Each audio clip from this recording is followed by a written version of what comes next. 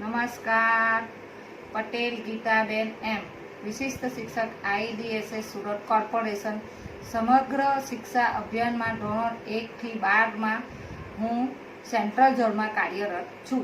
આજનો મારો વિષય સામાજિક વિજ્ઞાનમાં ધોરણ 9ના વિદ્યાર્થીઓ માટે સામાજિક વિજ્ઞાનમાં જળ પરિવાહ વિશે પ્રકરણ 15 જળ પરિવાહ વિશે હું સમજાવીશ. તેમાં નદીઓ અને સરોવરો વિશે સમજાવીશ. પહેલાં તો આપણે બાળકોને નદીઓ વિશે સમજાવતા, સરોવર વિશે સમજાવતા, ભારતના નકશા વિશે એમને ધ્યાન આપવું. ત્યારબાદ આપણે ભારતનો નકશો દોરીને એને સમજાવવું. તેમાં મેં ભારતનો નકશો વિદ્યાર્થીઓને સમજાવવા માટે ભારતનો નકશો દોરીને બતાવ્યો છે. એમાં નદીઓ, સરોવરો સમજાવ્યા છે. જળ પરિવારમાં કેટલીક નદીઓ આપણે મુખ્યત્વે આવેલી હોય છે. એમાં હું નદીઓના નામ વિદ્યાર્થીઓને સમજાવીશ. સિંધુ નદી, બ્રહ્મપુત્રા નદી, ગંગા નદી, કાવેરી નદી, કૃષ્ણા નદી, નર્મદા નદી, તાપી નદી, આવી બધી ભારતના નકશામાં અરબ સાગરો અને સમુદ્રને મળેલી ઘણી નદીઓ આવેલી છે. સિંધુ અને ગંગા તથા બ્રહ્મપુત્રા હિમાલયમાંથી નીકળતી મુખ્ય નદીઓ છે. આ નદીઓ એટલી લાંબી હોય છે, તેમજ તેમાં જુદી જુદી નદીઓની શાખાઓ આવેલી હોય છે. એટલે કે એનો પ્રવાહ જુદો જુદો વહેતો હોય છે. કોઈ એક મોટી નદીની શાખાઓ એકબીજાને મળે ત્યારે સ્વરૂપ રચાય છે અને જળ પરિવાહ પ્રણાલી કહેવામાં આવે છે. તેને જળ પ્રવાહ પ્રણાલી કહેવામાં આવે છે. બાળકોને જળ પ્રવાહ વિશે આ નદીઓમાંથી સમજાવવાનું હોય છે. તો આપણે મુખ્ય નદીઓ અને સરોવર વિશે સમજાવીએ. સિંધુ નદી, ગંગા નદી, યમુના નદી, બ્રહ્મપુત્રા નદી, નર્મદા નદી, તાપી નદી, ગોદાવરી નદી, મહાનદી, ઉષરા નદી, કાવેરી નદીઓ આવેલી છે. તે ભારતના નકશા દ્વારા આપણે બાળકોને બતાવવાનું હોય છે. પહેલાં તો આપણે ભારતનો નકશો જોઈ ગયા. ત્યાર પછી દિવ્યાંગ બાળકોની સાથે ધોરણ 9માં નોર્મલ બાળકો ભણતા હોય છે. તે એક બાળકને, દિવ્યાંગ બાળક સાથે નોર્મલ બાળકને ઊભો રાખીને ભારતના નકશા દ્વારા નદીઓ સમજાવવી. આમ તો હિમાલયમાં નદીઓ 3 વિભાગમાં વહેંચી શકાય. સિંધુ નદી, ગંગા નદી અને બ્રહ્મપુત્રા નદી. એ હિમાલયમાંથી 3 નદીઓ વહેંચી શકાય. સિંધુ નદી તિબેટમાં માનસરોવર પાસેથી નીકળી ઉત્તર પશ્ચિમ તરફ વહે છે. ઉત્તર અને પશ્ચિમ તરફ વહે છે સિંધુ નદી તિબેટમાં માનસરોવર પાસેથી નીકળતી ઉત્તર અને પશ્ચિમ તરફ વહે છે. જમ્મુ કાશ્મીરમાં તેને શ્યોક, ટુબડા, હુજા વગેરે નદીઓ મળે છે. આ નદીઓ હિમાલય પર્વતમાંથી પહેલાં વહેતી હોય છે. તેની ધારાઓ જુદી જુદીઓ વહેતી હોય છે. સિંધુ નદીઓ અરબ સાગરને પણ મળે છે. ભારતના નકશામાં અરબ સાગર પર બતાવ્યો છે બાળકોને. ત્યાર પછી ભારતમાં જમ્મુ કાશ્મીર, હિમાચલ પ્રદેશ એ પંજાબમાં આવેલો છે. તેમાં પંજાબમાં 5 નદીઓ છે. પંજાબમાં કેટલી નદીઓ છે બાળકો? 5. સતલજ, બિયાસ, રાવી, ચિનાબ, ઝેલમેનનો સંયુક્ત પ્રવાહ પંજનદ મીઠાનકોટ પાસેથી મળે છે. મીઠાનકોટમાં આ બધી નદીઓ સમૂહમાં ભેગી થાય છે. ત્યારબાદ આપણે જોઈએ છે ઉત્તરાખંડ. ઉત્તરાખંડમાં ગંગા નદી આવેલી છે. ઉત્તરાખંડમાં દેવપ્રયાગ પાસે અલકનંદા અને ભગીરથી નદીઓનો સંયુક્ત પ્રવાહ ગંગા નામે ઓળખાય છે. ઉત્તરાખંડમાં ગંગા નદી એટલી સરસ વહે છે બાળકો કે આપણે સમજાવીએ કે ગંગા નદી એ હરિદ્વાર પાસે મેદાનમાં પ્રવેશે છે. હરિદ્વારમાં ગંગા નદીનો પ્રવાહ વહે છે. તેના ઉત્તરે નેપાળ તરફથી આવીને ઘાઘરા ગંડક નદીઓ મળે છે. ઉત્તર તરફ નેપાળ તરફ, ઉત્તરની દિશામાં નેપાળ તરફ હિમાલયના પર્વતોમાંથી આ નદીનો પ્રવાહ વહે છે. હિમાલયમાંથી જે પર્વત પરથી પાણી તે નદીઓનો પ્રવાહ વેગે નદીઓ વહે છે. ગંગાના જમણા કિનારે અલ્હાબાદ પાસે ગંગા અને યમુના તથા પટના પાસે ગંગા અને સોનનો સંગમ થાય છે. આ ત્રિવેણી સંગમ થાય છે, નદીઓનો ત્રિવેણી સંગમ થાય છે. બ્રહ્મપુત્ર નદી તિબેટમાં સિંધુ અને સતલજ ઉદ્ગમની નજીક મળે છે. તે તિબેટમાં સાંગપો, અરુણાચલ પ્રદેશમાં સિટાંગ કે દિહાંગ તરીકે આ નદીઓ ઓળખાય છે. આ બધી જુદી જુદી નદીઓના પ્રવાહમાં જુદી જુદી નદીઓ વહે છે. આસામમાં બ્રહ્મપુત્ર અને બાંગ્લાદેશમાં જમના પાસે આવેલા જમનાના નામે ઓળખાય છે. જમના નદી પર તેના નામે ઓળખાય છે, ત્યાં બાંગ્લાદેશમાં. ત્યારબાદ મહાનદી, ગોદાવરી, ઉસરા, કાવેરી એ મોટાભાગની નદીઓ પૂર્વ તરફથી વહીને બંગાળની ખાડીને મળે છે. કઈ તરફ? પૂર્વ તરફ. એ બંગાળની ખાડીને મળે છે આ બધી નદીઓ. ગોદાવરી, ઉસરા, કાવેરી આ બધી નદીઓના નામ છે. નર્મદા અને તાપી નદીઓ પશ્ચિમ તરફ વહે છે. નર્મદા નદી અને તાપી નદી પશ્ચિમ તરફ વહે છે.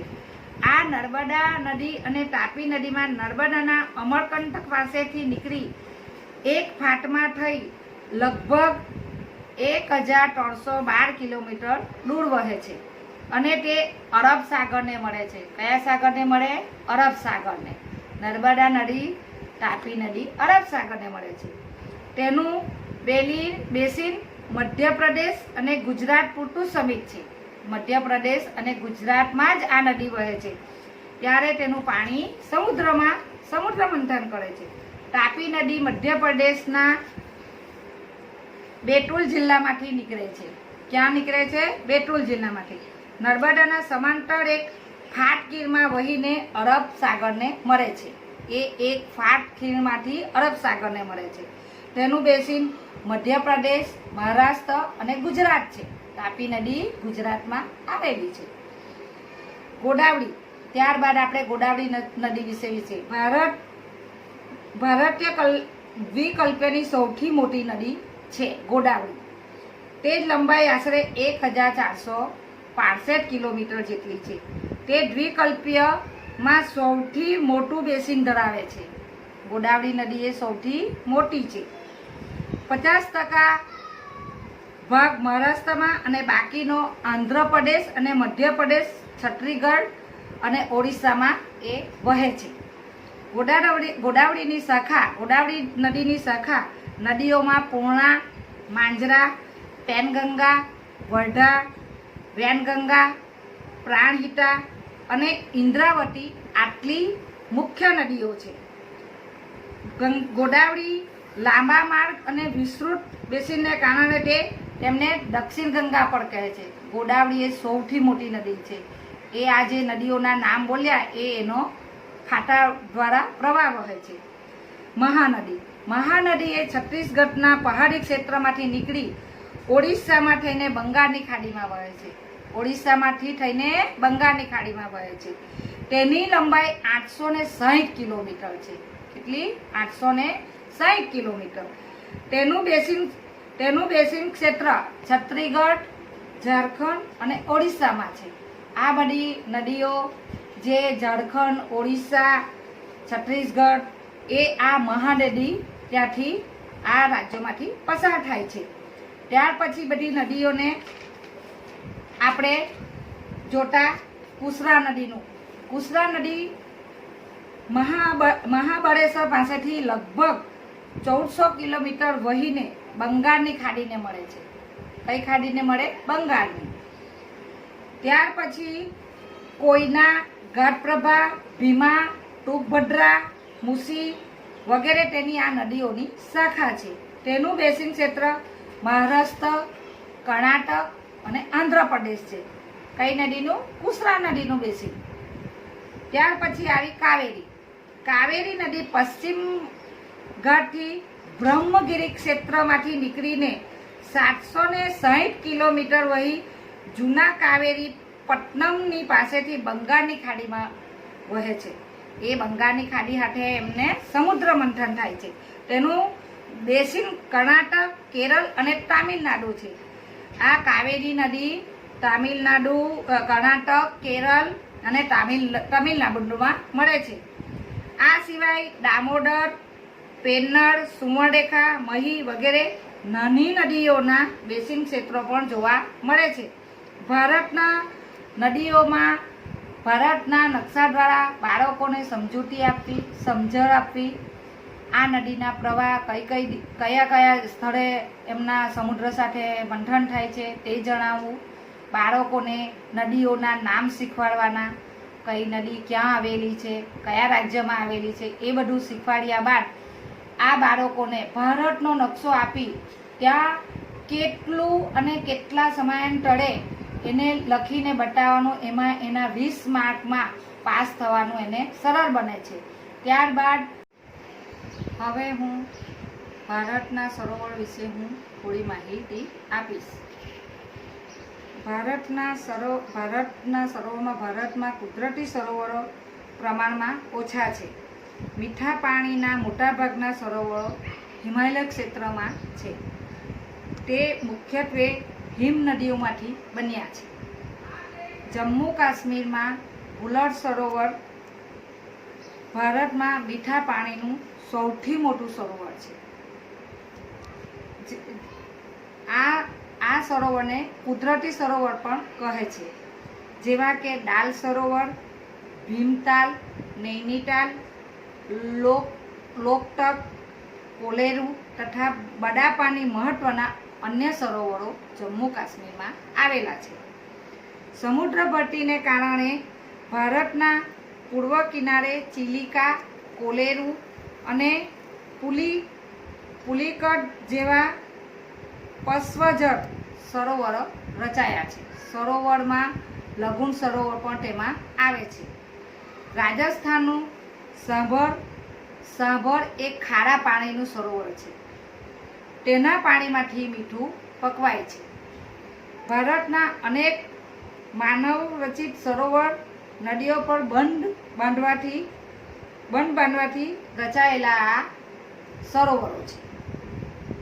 સરોવરની ઉપયોગિતામાં શું કામ આવે છે? સરોવરમાં સિંચાઈ, જળ વિદ્યુત, મત્સ્ય ઉદ્યોગ, પ્રવાસન, પીવાનું પાણી, ઘર વપરાશનું પાણી, નૌકા વિહાર અને દુકાળ વખતે તેમાં પાણીનો સરોવરમાંથી ઉપયોગ લેવામાં આવે છે. આવી પરિસ્થિતિમાં સરોવર ખૂબ જ ઉપયોગી છે. તેમાં આ બાળકોને નદીઓ, સરોવરો વિશે સમજાવીને સરસ નકશા દ્વારા સમજાવવામાં આવ્યું છે. બાળકોને સરસ મજા પડી છે. નદીઓ વહે તે સમજણ આપી છે. સરોવરો શું કામ આવે છે તે સમજણ આપી છે. બાળકોને ઘણો આનંદ થયો છે. આભાર.